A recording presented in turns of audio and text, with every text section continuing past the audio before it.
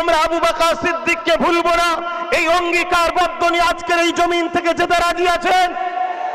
কথা দিচ্ছেন আপনারা?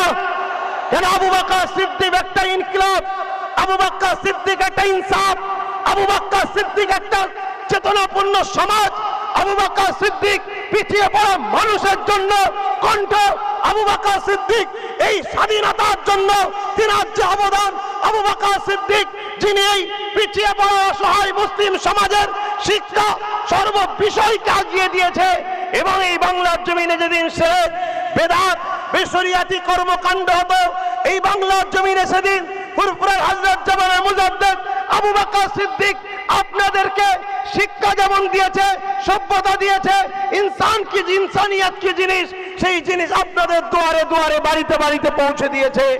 আজকে সেই আবু বকর সিদ্দিক, আজকে আমার বড় দুঃখ লাগে এই বাংলা